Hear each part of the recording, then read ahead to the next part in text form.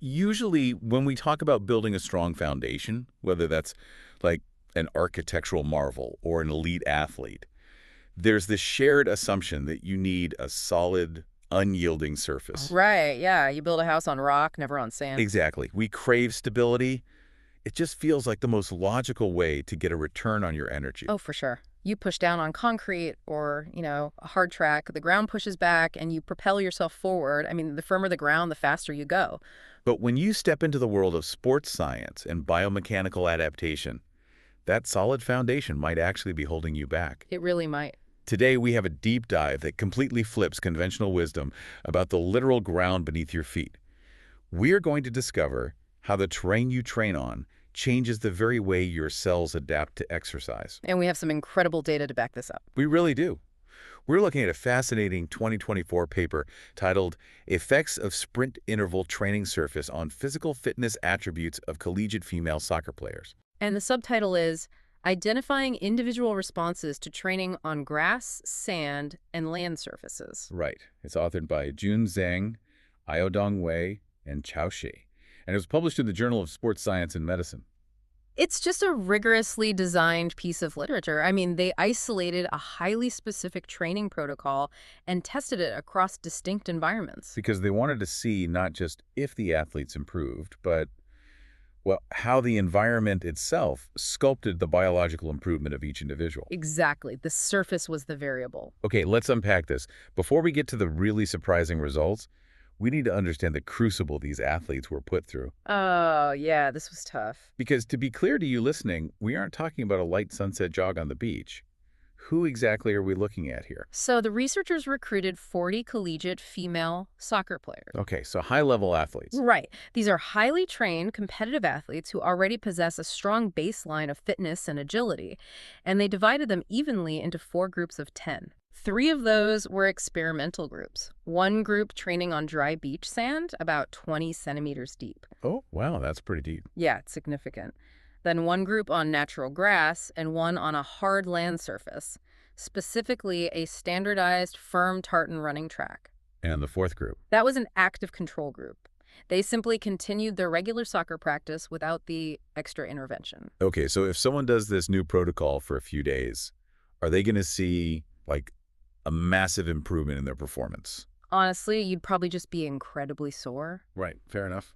To see true, lasting physiological changes, the body really needs sustained stress over time. So the researchers designed this as a 7-week intervention. 7 weeks? Okay. Yeah, and for those 7 weeks, 3 days a week, the experimental groups performed short sprint interval training, or SSIT. And they did this on top of the regular training? Right before their regular soccer practice, actually. The protocol was intense. It was 4 sets of 10 repetitions. 4 sets of 10? Yeah. And each repetition was a 5-second all-out sprint, followed by 50 seconds of recovery with a 3-minute rest between the sets. Wait, a 5-second sprint? Yep, just 5 seconds. I mean, if I'm listening to this, and I usually do my high-intensity intervals for a minute or 2 on a treadmill, a 5-second sprint sounds like I'm barely crossing the street. It really does sound short. Is that really enough time under tension to trigger a serious physical adaptation? It's a great question, and it really challenges how we typically view endurance and stamina. The key term here is all out. Like maximum effort. Exactly. We are talking about super maximal effort, absolute peak velocity from the very first millisecond. Okay.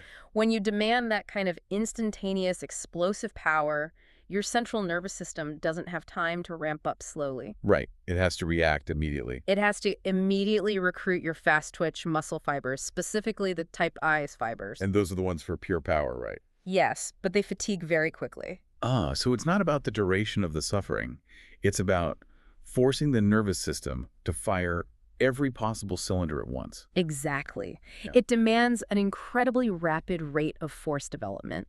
Research shows that this kind of short duration, all-out running under 10 seconds, actually taxes both the anaerobic and aerobic pathways simultaneously. Oh, wow. Both at the same time. Yeah, and it has a massive advantage over those longer 60-second grinds you mentioned, which is fatigue management. Well, yeah, because you get 50 seconds of rest after only 5 seconds of work. Exactly that ratio. The work interval is microscopic compared to the rest. Which means what, practically? This allows the athlete to maintain a near maximal output across all 40 sprints without their biomechanical form completely collapsing. That makes a lot of sense. Right. They get the intense neuromuscular stimulus without the central nervous system fatigue that would just ruin the rest of their technical soccer practice. You get the engine workout without emptying the gas tank for the actual game. So all three experimental groups do this exact same 5-second sprint protocol. The only variable is the ground they're running on. Right. The sand, the grass, or the track. And the most statistically significant finding between the groups came down to the counter movement jump, or CMJ. Yeah, the CMJ is a really standard vertical jump test in sports science. How does it work? You start standing, dip down quickly to load the legs, and explode upward. In soccer, this metric is vital. Because of heading the ball? Heading the ball, sure, but it also translates to explosive skills like accelerating rapidly or changing direction. Okay, so here is the data they pulled after 7 weeks. The control group saw virtually no change, which is expected. Right. The land group, who did all their sprints on the hard track, improved their jump by 5.2%. A solid improvement. The grass group improved by 7.6%. Right. But the sand group saw a massive 9.6% improvement in their vertical jump. It's just wild. I mean, they nearly doubled the gains of the hard track group. Seeing a nearly 10% improvement in a group of already well-trained collegiate athletes in just 7 weeks is staggering. Yeah, they aren't beginners. Exactly. The study classified that as a large effect size. Well, here's where it gets really interesting to me. I would intuitively assume sand would be the worst possible surface for jump training. Really? Why is that? Well, if I take a rubber band, stretch it out, and let go, it snaps back. Mm-hmm. That's how our muscles and tendons work on a hard surface. The stretch shortening cycle, yes. Right. The hard track pushes back and gives you that elastic snap. Doesn't the high friction and soft shifting nature of sand completely absorb that energy? Yes, it does. It's like trying to run in a dream. You just sink. Your intuition is spot on regarding the physics of the surface. As you said, you're describing the stretch shortening cycle. Okay. When your foot strikes a hard track, the surface is unforgiving. Your Achilles tendon and calf muscles stretch slightly, storing elastic energy from the impact, and then immediately release it to help propel you forward. So you get a tremendous amount of free energy return from the ground. Exactly. But sand changes the rules completely. It is inherently unstable and highly shock absorbing. So it steals the bounce. When these athletes sprinted on the sand, that elastic return was entirely stolen from them. It dissipates the kinetic energy outward into the shifting grains. The sand just eats the energy before it can bounce back up into the leg. Right. And because the surface gives way, the neuromuscular system is thrown into a literal crisis. A crisis. Yeah. To generate the necessary force to move forward at maximum speed without that elastic bounce, the body has to overcompensate aggressively. Because it's suddenly doing all the work alone. Exactly. The brain is forced to recruit a significantly higher number of individual motor units. The muscles in the foot, the ankle, the calf, the quad, they all have to work exponentially harder just to stabilize the joint in a shifting medium. Let alone generate raw forward thrust. Exactly. So because the sand makes the 5-second sprint artificially harder, the body is tricked into building a massive surplus of power to cope with it. It alters the force vectors entirely. I mean, your foot is sinking, it's sliding slightly laterally, so you have to constantly adjust the angle of your push-off. Wow. So after 7 weeks, these athletes had conditioned their central nervous systems to generate massive, sustained force in a high-friction, zero-return environment. So imagine what happens when you take an athlete with that newly upgraded nervous system and test their vertical jump on a firm grass pitch. It must feel like taking off a heavy-weighted vest. Yes. Suddenly the ground is pushing back again, but they have this massively upregulated motor unit recruitment. And that perfectly explains the 9.6% jump improvement. Okay, so we've established that running in sand builds incredible explosive power. But jumping is just a 1-second movement. It's true. Does building that raw power in the sand actually translate to sustained endurance? Like running back and forth across a pitch for 90 minutes? That raises a really important question about how our energy systems overlap. And the researchers tested a whole battery of metrics beyond just the jump. What else did they look at? They looked at a 20-meter linear sprint, agility tests like the Illinois change of direction, a 2.4-kilometer time trial, and the yo-yo intermittent recovery test level 1. Oh, the yo-yo test. For you listening, the Yo-Yo IR1 is an intermittent endurance test. Think of it as a much more brutal stop-and-go version of the classic beep test you might have done in school. Oh, it's exhausting. It pushes both the aerobic and anaerobic systems to total exhaustion. And the trend of the data here is undeniable. Let's hear the numbers.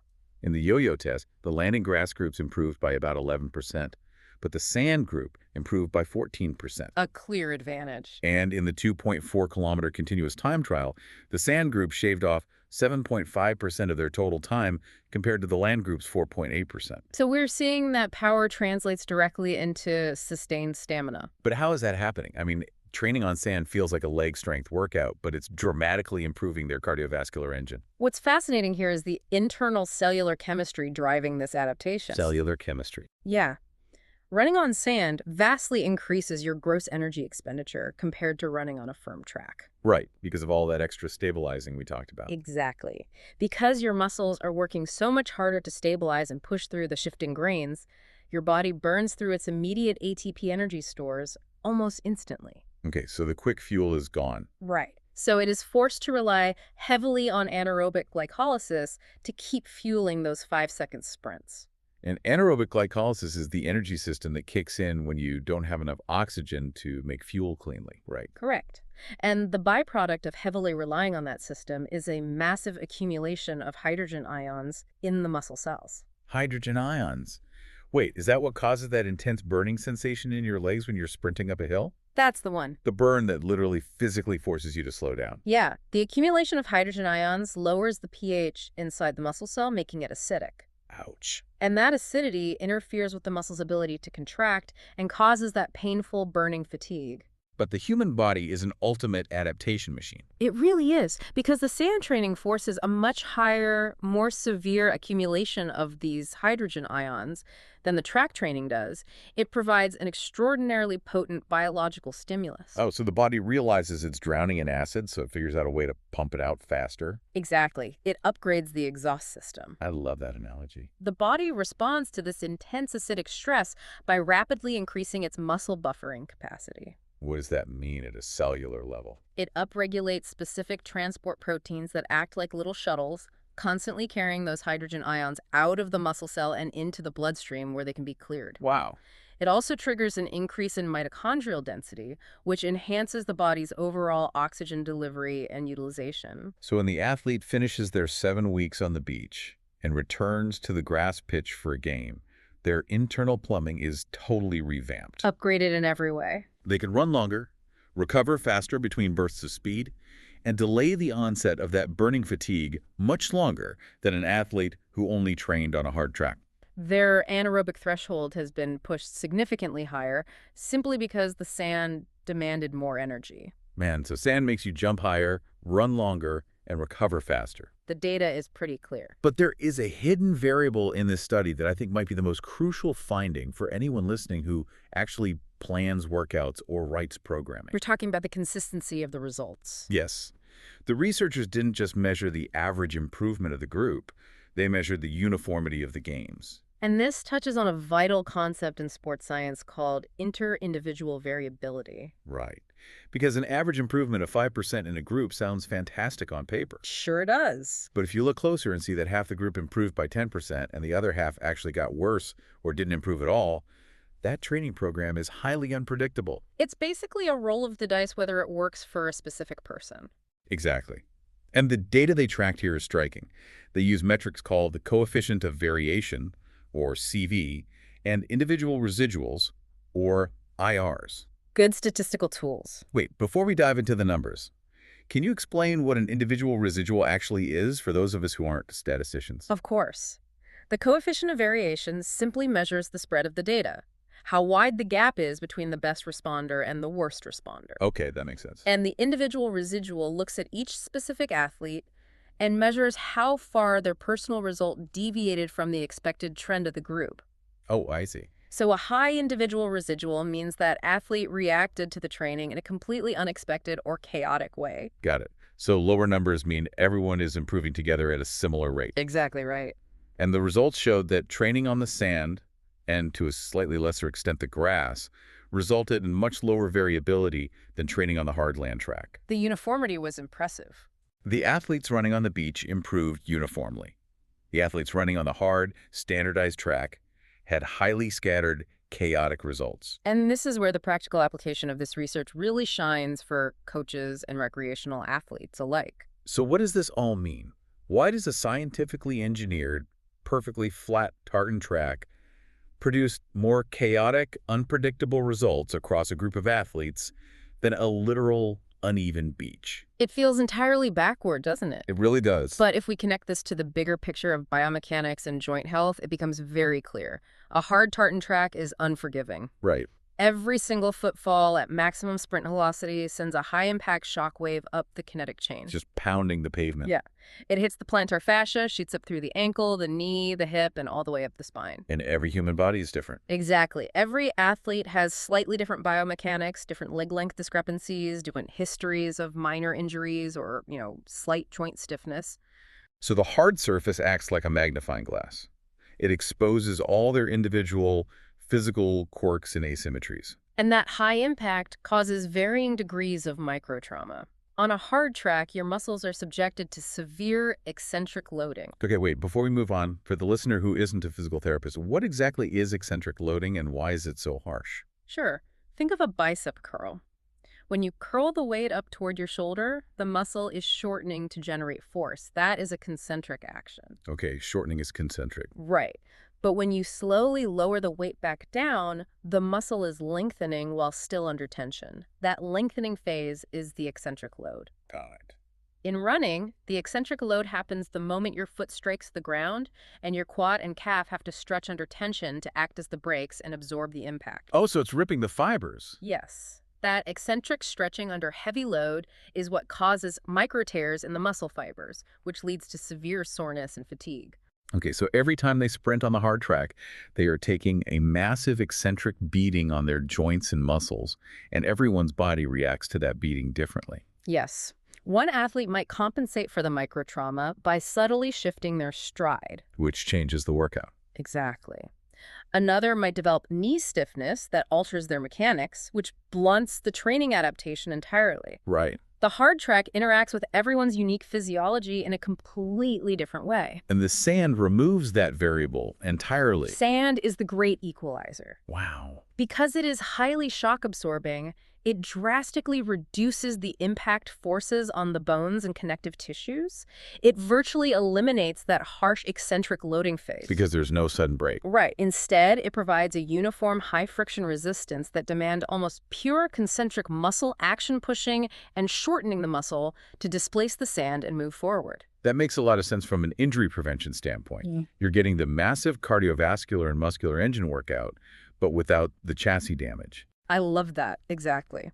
Because the harsh impact trauma is removed, the physiological adaptations, the muscle buffering, the fast twitch recruitment can happen smoothly and consistently, regardless of the athlete's specific biomechanical profile or injury history. That is invaluable information. If you're planning your own fitness regimen, predictability is gold. It really is. You want to know that the sweat you put in is going to yield the result you want, rather than rolling the dice and hoping your knees can handle the impact long enough to see a cardiovascular benefit. It emphasizes that the training environment dictates the homogeneity of the adaptation. If you want reliable, uniform gains, you need an environment that provides high muscular demand with exceptionally low impact trauma. Well, let's distill all of this into the practical takeaways for you listening.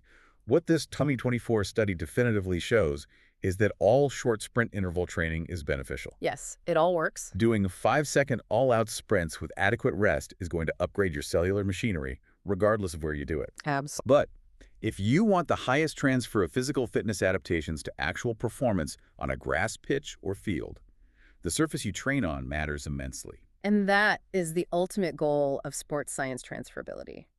How does the gym translate to the real world? Based on the data from these 40 athletes, sand is your undisputed first choice.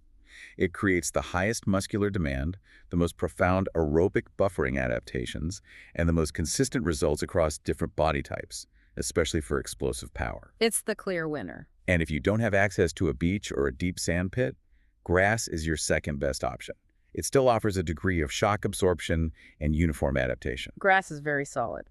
But the hard land surface, the traditional running track, should actually be your least optimal choice for this specific type of high-intensity sprint interval training.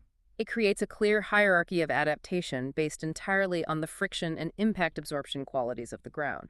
To everyone listening, we highly encourage you to seek out and read the full article for yourself. It is incredibly accessible, and there are brilliant charts in the paper detailing the exact statistical breakdowns, the individual percent changes, and even deeper explanations of the physiological transport proteins we discussed today. It really is an elegant study that clearly isolates an environmental variable we so often take for granted. And as always, remember to follow the channel and turn on your notifications so you never miss an accessible academic breakdown of top-tier sports science and beyond. We are always looking for the research that challenges the status quo and helps you understand the world a little better. Speaking of challenging the status quo, I'd like to leave you with a final thought to consider. Go for it. We spend so much of our lives, both in our fitness routines and in our daily professional lives, seeking out the paths of least resistance. That's very true. We look for the hardest, smoothest, most stable surfaces to operate on because they feel efficient. We like the immediate return on our energy. We want the bounce back. Right. But as this study proves on a cellular level, it is precisely the unstable, high-friction, yielding environments that force us to adapt the most. The ones that steal the bounce. Exactly. They demand overcompensation. They build a deeper, more resilient reserve of strength. So where else in your life could a little productive instability lead to your greatest leaps in performance? Man, it turns out, if you really want to build a house that can withstand anything, you might just want to start by training in the sand. Thanks for joining us on this deep